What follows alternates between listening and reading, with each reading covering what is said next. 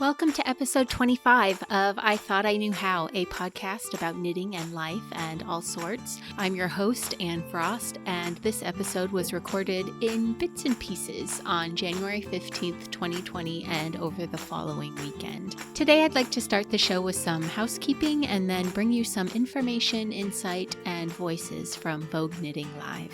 I'd like to start by thanking the handful of you who hopped over to iTunes since the last episode to leave a starred review for the podcast. It was very kind of you to do that. And I would like to thank Beth for becoming my newest patron over on Patreon.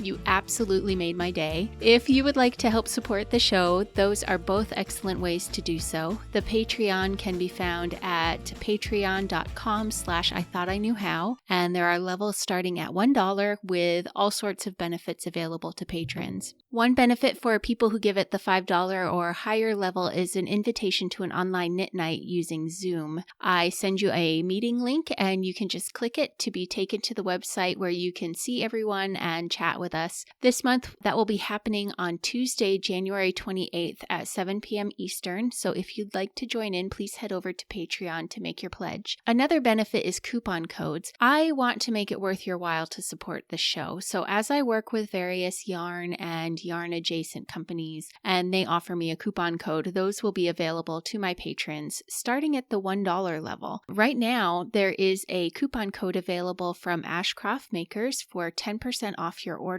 Ashcraft Makers has actually come on as an official sponsor since the last episode. If you use a link from my website or the show notes to enter the Ashcraft Makers site, Finn will make a contribution toward the running of the show when you place an order at no additional cost to you. Not only does Ashcraft Makers produce lovely naturally dyed superwash wool, but Finn also makes purses, project bags, notions, pouches, finished knit items, and more. So be sure to visit ithoughtiknewhow.familypodcasts.com and look for the Ashcraft Makers link and check out what she has on offer at the moment. And patrons, be sure to get the coupon code before you order. Phew, okay. This is going to be a different sort of episode. I am recording this bit on Wednesday, and I'll go ahead and edit it and have it as ready to go as I can make it because tomorrow I leave for New York to go to Vogue Knitting Live. I started planning to attend the event as an innocent attendee and just go and see what it was like, but my commitments have grown and I'm pretty excited about it.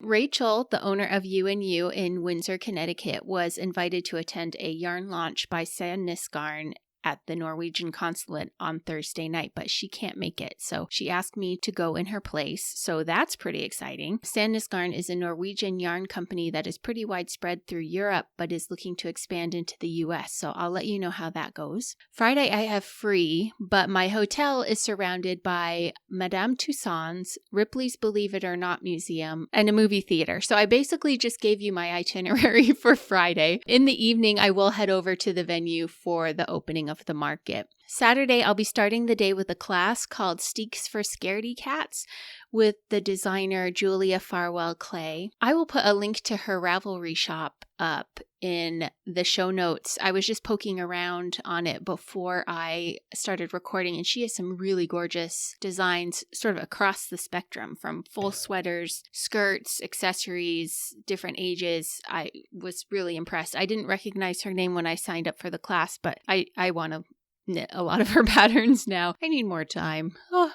I have a bit of a break when that class is done, and then I will have my meet and greet at the Morehouse Farm booth. I just got the Vogue Knitting app downloaded on my phone, which has the map for the event, and it's a really good location. Morehouse Farm has a great location. You come into the ballroom and turn left, and their booth is basically right there. So hopefully people will be able to get through the crowds. I know sort of in the lobby outside of the ballroom has a lot of the major brands or have in the past. And so sometimes it can get hard for people to get into the ballroom. This is what I've been told. But once you're in, the Morehouse booth is pretty much right by the door. After that, I don't have anywhere to be for the rest of the day. I did have something else come up after the last podcast, but that's fallen through at this point. So I think I will get to make it to a meetup with my fellow knitters from Smith College. But mostly, I hope to get around the event and get some interviews for you from some of the vendors and other attendees. My plan for now is to stop for a song, and when we come back from the song, I'll launch into,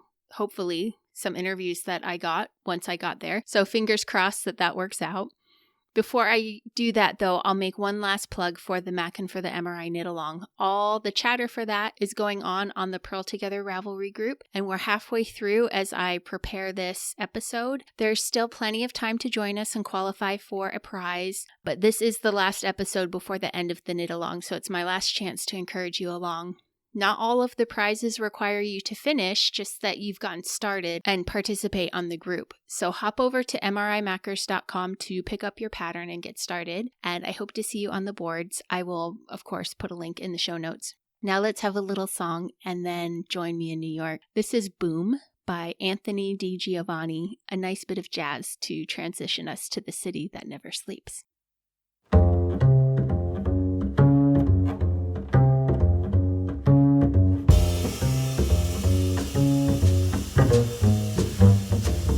Sin creeping down my skin, I can feel it spreading when it begins. Oh fool, don't you know the rules? You should steer away before you lose. And boom, you're waiting in my room, and I can see you smiling. I seal my doom. Feel shiver down my skin when I see you moving. I can't breathe. My mind is lying down your hips, running down your curves, captured by your lips. And boom, you're waiting in my room, and I can see you smiling. I seal my doom. And soon he's gonna send his goons. The prize on my head, we're flying till the moon. And when it will be late to find a way to escape, they're gonna take your lipstick and mark it on my grave. I'm crazy for a woman, callous to the clues. Her secret name was Trouble, and her daggers were the fuse.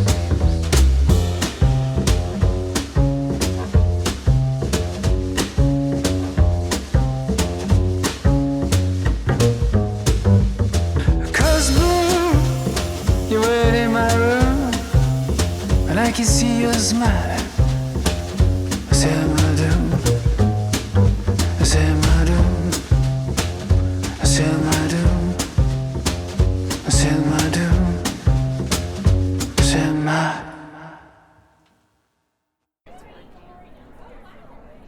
Hi everyone, I'm here at Vogue Knitting Live with Joyce Glicker of the Knitting Live Tours by Vogue Knitting, and she's going to tell us a little bit about what's on offer this year for the Vogue Knitting Tours. So Joyce, where are people headed this year? Well, this year we have 2 tours going. In August, we're going on the NCL cruise to Maine, New England, and Canada. And we're also going to India in September. And then next April, we're heading to Norway.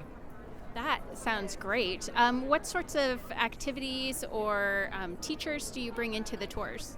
Okay, so we're pretty excited on the New England cruise. On the cruise, we have 2. We have Franklin Habit, who will be teaching a class, and Brandy Harper.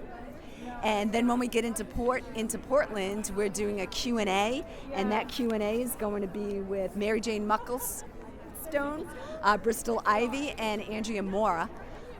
And they will be doing a Q&A and a book signing. When we're also in Canada, we're going to go on a wool and wine excursion. So we're going to a sheep farm, and down the block there's a winery. So we're going to be getting some wine and getting some wool. That sounds really fun. What about India? What are the plans for India? In India, it's really exciting. In India, we have 2 local knitters that will be teaching courses in India on different knitting techniques that are exclusive to India. We're also going to be going on a safari in India. So our tours are obviously geared towards knitters, but there's so many other aspects on the tours and things to see as well. We're going to the Knitters Pride Needle Factory, And they're also doing a huge gala event, dinner and stuff, and so we're invited to the knitting gala event at the Knitters Pride. That sounds amazing. I am a big fan of Knitters Pride. I talk about them a lot on the podcast. I really appreciate what they do as far as employing women in India. I think it's a really noble thing that they do to help empower women there. I wonder how many people typically end up on the Vogue Knitting tours? Well, our coaches can hold 35 people. If we have enough to fill up 2 coaches, then we can do 2 coaches. But it's typically about 35 people. Okay. And do you find that very many non-knitting spouses or significant others come along? In the past, I would say the ratio is about 3 to 1. 3 knitters to one non-knitter. Okay. Is there anything else that you would have someone know if they're thinking about going on a Vogue Knitting tour? Just that it's all inclusive. We include minimum of 2 meals a day. It includes all of the tours. It includes all the classes. It's just an all-inclusive. Once you come on our tours, you're going to meet friends that they'll be lifelong friends with you. So it's an exciting thing. Great. Thank you very much. Thanks. Have a great day. I'm here with Linda from Three Green Sisters, and I just bought a great big project bag from them that I kept seeing as I was walking by the stall and finally broke down and bought. And Linda, could you tell us a little bit about your business? Sure, we've been in business going on 14 years. All of our bags are handmade and hand designed. We've designed them all.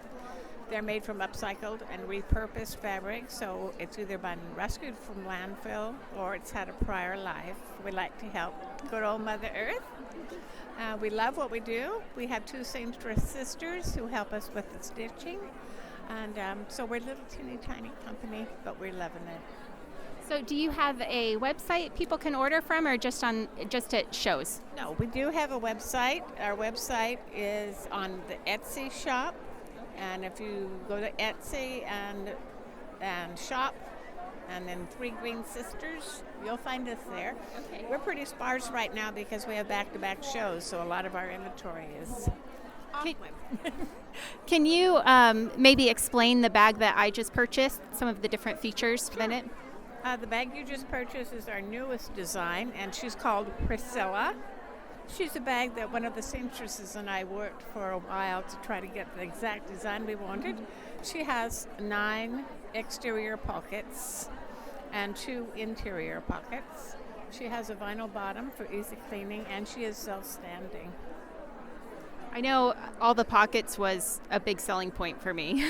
I'm hoping, and it's huge. I bought a giant winter coat today because it turned cold in New York, and I was able to roll the whole thing up and fit it in this bag. So it looks like something that'll be able to hold 2 or 3 projects when I get home. Absolutely. She's our second to the largest bag that we have, other than the loom bags. We also have loom bags and, weavers.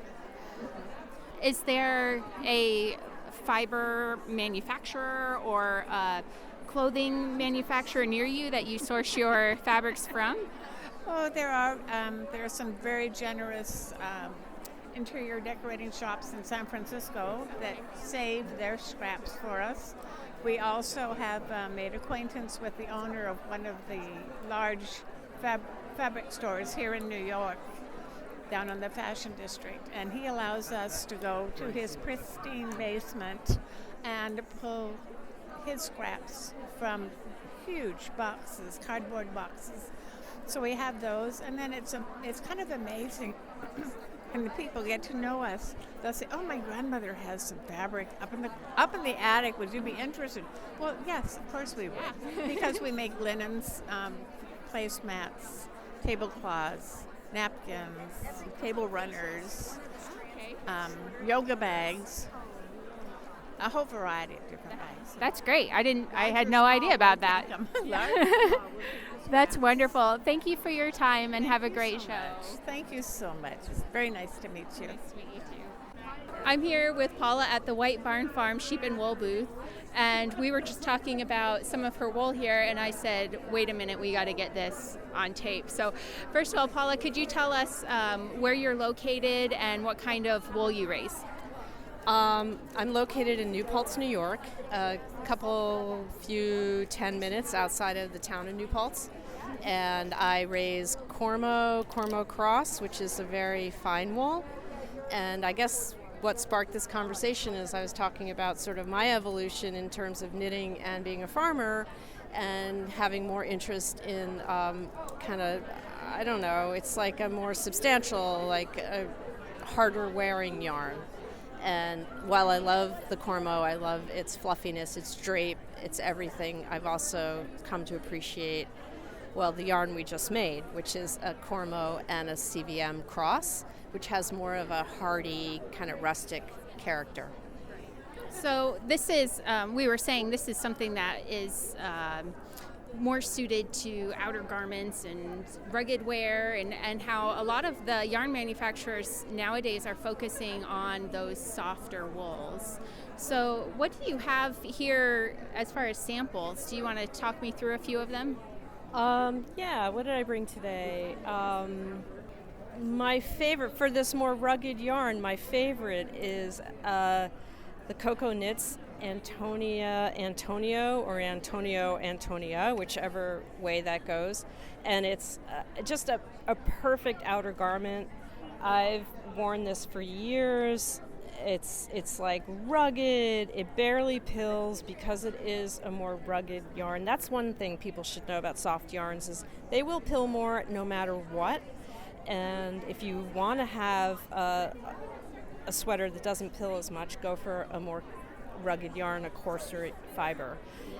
You were saying before that that you had a line of yarns that were naturally dyed. Is this one I'm looking at here? Is that an example? This is from before. Okay. I kind of also, this is another thing, is my evolution as a maker, is that the more I got deeper into hand dyeing and seeing, even on my own, I have a shop at the farm in my barn, and I also have a workshop in the back, and I do all the dyeing myself.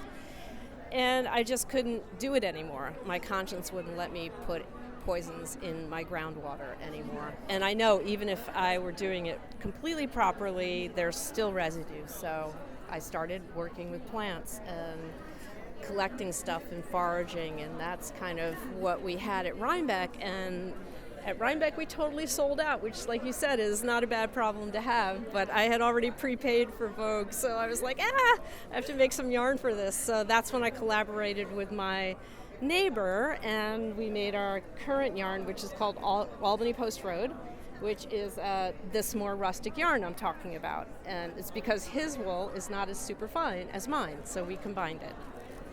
It's still, I will say, it's still comfortable to the touch. It's not, you shouldn't be thinking of like a coarse lopey as we're describing this. This is still a nice, a comfortable yarn that you can wear. Yeah. It's just that it's a stronger yarn. Yeah. And so it's going to hold up more and not pill as much. Yep, it will hold up more. And I would say this is absolutely suited to an outer garment. It's something, you could wear through the fall, through the spring. You could wear it in the house if you were cold, but cardigans are nice actually for this type of yarn because then you can open them up if you're too hot. Exactly.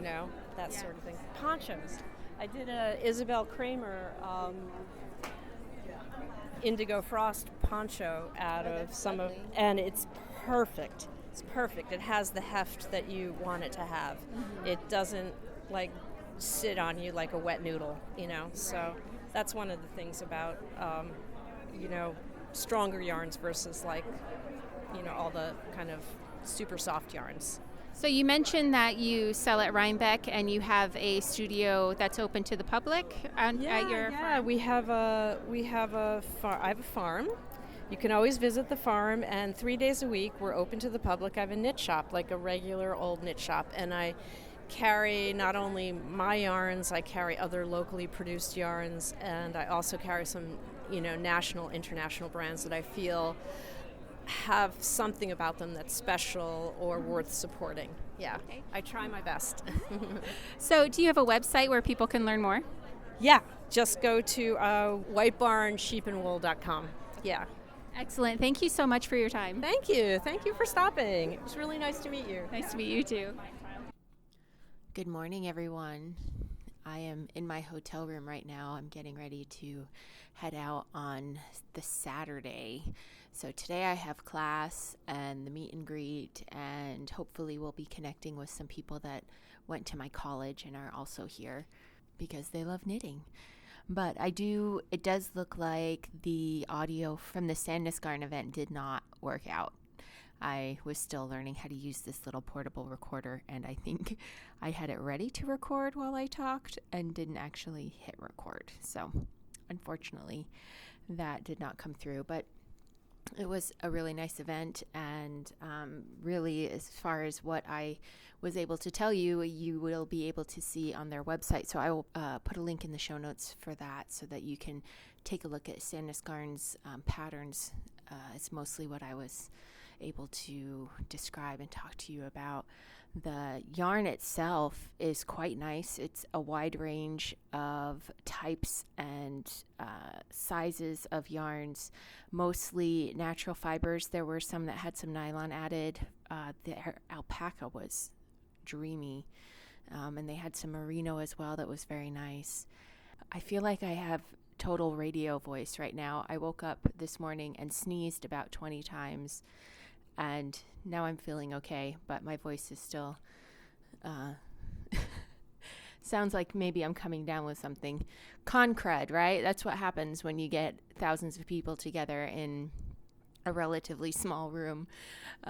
Last night was interesting. I took pictures of the event and was sending them to my children. My children used to be really into Comic-Cons and doing cosplay when we lived in the Philippines, and they would drag me.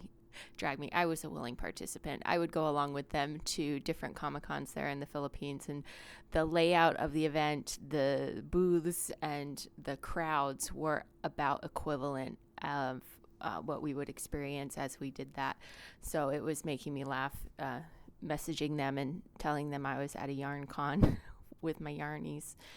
So anyway, I'm headed back there this morning. I'm going to pack up my bag now. I woke up, as I said, not feeling super hot. I am feeling better right now, but I'm a bit behind getting going. So it's Yarn Con. It's Yarn Fest. You want to get there and see and do all the things that you're able to. So by the end of the day, you end up pretty bushed, and then the next day it takes a little while to get going again. Anyway, I really am looking forward to today, and I hope I see some of you there later. I'm going to try and get some more interviews today, this time with attendees. So anyway, I'll talk to you later. Bye-bye. So I'm here back in the marketplace on a Saturday, and the meet and greet is going to be in a few minutes, but it's not quite time yet, so I'm just sort of wandering and seeing what I can see. There's a lot of shawl patterns hanging everywhere. They're a very easy way to test out different stitch patterns and different types of yarn and just get a nice little taste of something. But there's a lot of lovely sweaters to be seen around as well. But I find a lot of the hand dyers, they typically have some sort of shawl pattern. I'm passing 100 Ravens right now, which is a hand dyer, and they have a beautiful shawl hanging on their wall, and it's a double knit raven. So the center from the peak up to the shoulder line is the body of the raven, and then the wings spread out to either side. It's gorgeous and not your typical laced shawl, something a little different from what you would normally see. I'm coming around the corner here at the back, and there were some choke points through here yesterday, and there still is. You have to be ready and willing to be banged into a little bit as you're moving through here. It's just going to happen. There's tons and tons of Soldotnas in the crowd this year, but I'm seeing really a good variety of different knits for how popular certain patterns have gotten. I'm glad to see that there's still a wide variety of different things that are being knitted, even though I think sometimes on Instagram we start to see the same patterns over and over again. So it can be very samey, but I'm seeing a lot of variety. Whew, I got to an open spot. It feels so luxurious to be able to breathe there for a moment. There's a nice blend of... I'm passing Crystal Seyfarth right now. I'm going to say hi. Okay, that was really trippy. I just ran into Crystal, got a hug, got caught up real quick. Did not expect to see her here. That was wonderful. So back to wandering through. One thing that I've really enjoyed seeing while I've been here has been the jewelry that has been around. There's been some sheep-themed jewelry and knitting-themed jewelry, like knitting stitches-themed jewelry. It's been really fun to be able to see those kind of accessories here. Of course, you have all of the hand-dyed yarns and things like that you normally get at a yarn festival. But what I really like is that this Vogue Knitting Festival is so large that you get a lot of the other things other than the yarn that you can see as well. So I'm going to actually sign off because you can hear it quieted down all of a sudden. I was about to say it was so crowded it's kind of awkward, but then it opened up and got quiet again. But I think that I'm just going to sign off now and try and finish my walk through everything. Okay, hey everyone. I am here with a listener, and I am going to talk to her about Vogue Knitting and her magnificent coat that she's wearing. And so if you could just introduce yourself really quick, as much name as you're comfortable with, and tell us where you're from. Hi, I'm Samantha, and I came from Lebanon, New Jersey today. And why Vogue Knitting Live? Well, I've heard a lot about it for a long time, and I knew that you were going to be here. Yay! So I felt like I should take the plunge. So this is your first time at Vogue Knitting Live? It is, yeah. How does it compare for you to some of the other yarn festivals you've been to? Well, I have been thinking that it is kind of fun to be outside, and we are in the middle of a blizzard today, I think, kind of. But it's just different, and it seems fancier, I guess, in a way, because it's New York and it's Vogue, and so I'm just kind of taking it in. Yeah. Now, I wanted to talk to you about your magnificent coat that you're wearing. And if you were at Vogue Knitting Live, you probably saw Samantha in her gorgeous orange coat. Do you want to tell us about your coat? Okay. So this is actually a Vogue pattern. I think it was from 2011. It's the Twinkle coat dress. And I did it with 2 strands of brown sheep burley spun in orange. So it's very bulky, already a bulky yarn, doubled. Yeah. So I did it on 19 needles. I don't remember how long it took, but I love orange. And so when I saw that yarn and then I saw the pattern, I guess, and I was like, that was the match for me. So I decided to do it. And I love the buttons. You have like full-size daisy buttons on them. Where did you find those? So on Etsy, so I did a search for, I think, giant orange buttons, and just, I think these are like 3-inch buttons, yeah. So, and they're orange. Yeah, so it was just something fun I thought would go well with the coat. Awesome. Well, thank you for coming to see me. We just had a really nice lunch together, and it was great to meet you, and I still am in love with your coat. Oh, great. Thanks so much. It was great to meet you, too. Thank you. Hi, everyone. I'm here with a new victim for my interviews. I saw this lovely shawl and asked if we could learn a little bit more about it. So if you could introduce yourself, please. Hi, my name is Nubian, and I'm from Central Jersey. And can you tell us about this lovely shawl?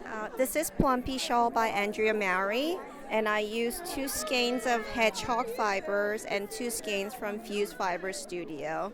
And what are some of the techniques that are incorporated into the shawl? There's slip stitches and brioche stitches, and increase and decrease, all of that to make a nice shawl.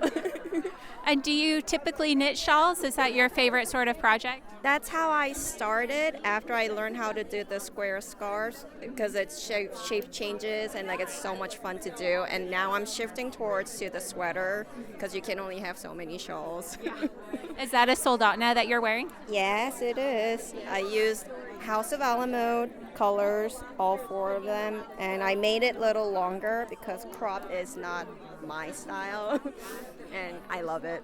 Yeah, it looks great on you. There's a great color combination between the two as well. Thank you very much. Thank you for your time. Thank you. Hey everyone, I saw another striking shawl that I'm going to learn more about. If you could introduce yourself and where you're from. Sure, my name is Kelly Friel, and I am here with DoEweKnit in Fanwood, New Jersey. How far of a trip was that for you? Well, the shop is about probably a half hour from the city, very easily accessed by train. But I actually live closer to Princeton, New Jersey, so I'm about an hour outside of the city. Okay. Yeah. So I saw your shawl, like I said, and had to come over and take a closer look. Can you describe it for us? Yes, this is the Surino Symphony shawl by WestKnits.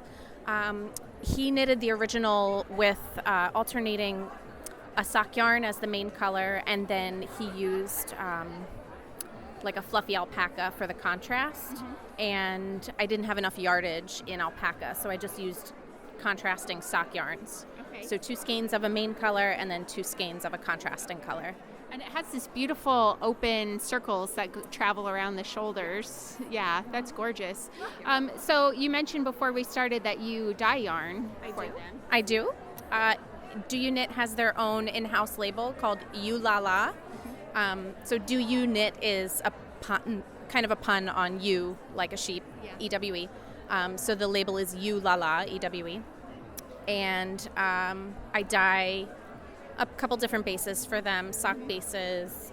We've got the kind of slubby base that everybody's got now, and mohair, DK, all that stuff. Where do you get your inspiration from when you're choosing what colors to do?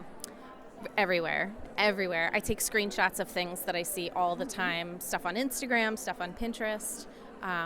It can be the most random thing, like a picture of a woman at a farmer's market, and just certain colors stand out to me, and I'll screenshot it and see it later and kind of try to translate that onto yarn. Excellent. Well, thank you for taking the time, and good luck with the show. Of course. Thank you so much. Have a great weekend. Can you introduce yourself real quick? Hi, my name is Shamika Clark. I am a knitter, and I also am a podcaster. Oh, really? What's Yes. your podcast? My podcast is Knit Night with MekaMika. Oh, okay. Yes. Hi. But I have a video podcast on Okay. YouTube. Yes. Yes. So you have a striking sweater on, and as I said to you before I was able to get you, I've been back and forth like 4 times, just waiting for you to be even a little free so I could ask you about it. Can you describe it for us, please? Okay, so the name of the sweater pattern is called Nubian Queen. So it is an African woman with a really elaborate head wrap in lots of neon colors. How this sweater came about is last year at Vogue Knitting Live, so the designer Sylvia Watts-Cherry, I actually saw her during the Christy Glass subway storm. Okay. And I had seen her picture the night before, and I was like, oh my God, that sweater's awesome. I got to meet this woman. And then she came up to me, she goes, MekaMika, oh my God, I wanted to meet you. And I'm like, oh my God, I wanted to meet you. So it was a total like fangirl moment for the both of us. Fantastic. And I was so happy, and I told her, I was like, you have to write a pattern for this. So the pattern has come out now. It had pre-orders. Lady Dye Yarns dyed the original colorways for the pattern, and they're literally right there. Yes. So, but I saw Sylvia when I went to Barcelona Knits Festival, and I was like, I really want to knit that sweater, but I just want to make it pink because pink is my absolute favorite color. So, and she goes, you know what? How about you test knit it for me, and I'll give you the pattern, and you do what you wish with it. Yeah. And she told me, oh, okay, well, this particular company yarn, you know, you can find a lot of colors. And I was like, I don't see the colors I really want, so I dyed it myself. That's fantastic. That's really great because just looking at them, you have some beautiful variation in the colors, and it all the shades work together really, really well. Thank you. Let me just describe the colors since it's a audio podcast. So I have a purple that is, the lightest shade is lilac, and then it goes into a deep, almost indigo purple. I have a neon pink that is striking, and then a lighter version of the neon pink. And I also have a fuchsia colorway as well as an orange colorway, and then black. It's supposed to be black, but it's like a dark charcoal gray. So basically I I'm not really a yarn dyer per se, but I was just having fun with it and just trying out different techniques that I've been reading about and seeing on YouTube. And I just kept making sure that the yarn was fully saturated. And then I just basically waited until the color just totally was clear. And then that was it. And whatever, if I got a color in a specific yarn that I liked and there was still a little left over, I would just throw in another skein and make it another color. For example, the purple had a little left over, and then I threw in more fuchsia, and then I made the fuchsia colorway with some of the purple left over. So I just kind of did that as a good way to exhaust the yarn, so you're a little bit more environmentally friendly when you're doing your dyeing. Well, that also explains why the colors really complement each other well, too, because you have a little bit carrying over into the next. Oh, yes, definitely. Yeah. Well, that was fascinating. Thank you. Thank you for giving me some of your time. Oh, you're very welcome. Thank you. Thank you. I saw one more sweater that I had to ask about. Could you introduce yourself for my audience real quick? Karen Barrett from Cupertino, California. Wow, you came a long way. Yes, I did. Is this your first time at Vogue Knitting? Yes, it is. Wow, what made you come all the way? I came because my friend convinced me, and unfortunately she couldn't come, so now I'm here and shopping vicariously through her. I keep doing text messages so that I can show her what I'm getting. Is she trying to get you to shop on her behalf as well? No, but she's usually the one that picks out all my colors, and so I had to kind of do this on my own, so it's been a little scary. Yeah, I struggle with color too, yeah. And she's really good with it. Wow. Well, speaking of color, one of the things that struck me about your sweater is the beautiful color work throughout. Can you tell us the pattern name if you remember, and the yarn, things like that? Yes, the pattern was Shifty, and I'm not sure if it's an Andrea Mowry or whatever, but it's Shifty. There's a cow in it as well. Okay. And the yarn is Spindrift. Okay. Yes, so it's a combination of Spindrift, and it was just so much fun to make. So do you own a shop? Do you work at a shop? No, I go to Uncommon Threads in Los Altos, and that's why I don't usually come to these and buy yarn, but I usually try and get yarn that she doesn't carry. Yeah, that's a good idea. Yeah. So it's so I and we had a class on making a shifty, and that's how I usually get my work done, by signing up for a class and then just finishing it within the class time. And usually the classes are about 4 weeks or 5 weeks, so I can usually finish a sweater in about that amount of time. So that's really impressive, because this is a lot of color work. Yes, it was. Yeah. But it was really some that I had, some that she had, and so then we kind of put the yarn together, and it just did it. Yeah. Well, it is gorgeous, and thank you for taking a few minutes with me. No problem. Thank you. Bye-bye. Bye-bye. Back again with one really last interview, because I think I'm going to leave eventually. I don't know. But I'm here with Erin and Hillary of Morehouse Farm Merino, and I just want to chat with them and see how things went. And well, it's still ongoing. It's only Saturday afternoon, really. Not went, but are going. So, well, first of all, how long have you guys been coming to Vogue Knitting Live? This is our second year here. And how has the response been? It's been awesome. And people come down the hall to our booth and literally stop in their tracks and say, oh, Morehouse!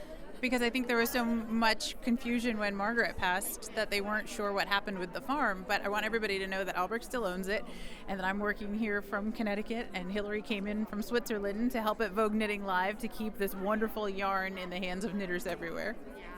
And Hillary, how are you holding up with the jet lag and everything? Oh, I'm doing just fine. The great people here, give me the opportunity to, yes, I'm staying on my feet, but I'm talking to a lot of really interesting people who have a lot of great ideas and appreciate yarn, and especially that from our merino sheep. So the excitement just keeps me going.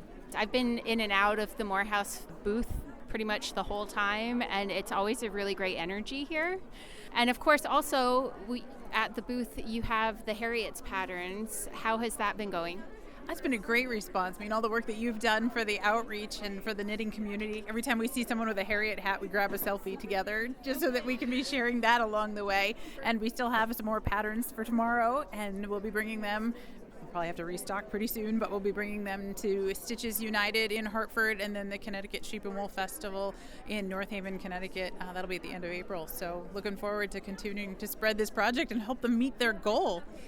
As I've been out and about and talking to people, and I've mentioned that I'm going to be at the Morehouse Farm booth, the thing that everyone comes out with is they do the animals, right?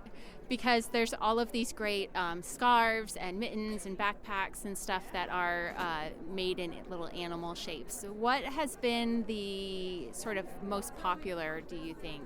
Oh gosh, we've had a lot of people who are super excited about the Hedgehog Mitts. That's really one of the favorites.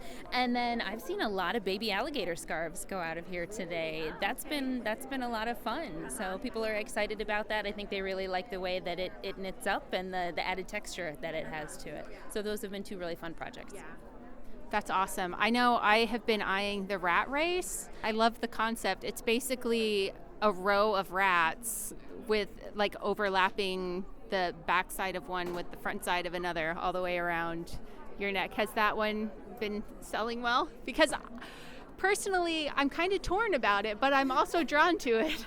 Absolutely. Actually, we've had a couple of ladies who say, oh, this is perfect. We work in a lab. We actually, so they've been super excited about that. They each bought one so that they can work on it. I don't know that they'll have it done for Monday to wear into work, but they've been super excited about that. And then also our elephant backpack has been super. A lot of people come up and they say, oh, I wish I had someone to make that for. And I have to tell them, you can make it for you. It makes a great project bag. You don't just need a little person in your life to wear an elephant backpack. So that one's been good too. That is a very good idea because I do have that kit and I do need to get it made. So it can be for me. It can totally be for me. Yeah. Okay. Thanks, guys, and good luck with the rest of the show. Thanks. You too. Thanks so for much. joining us. Okay. We've time traveled back to Wednesday.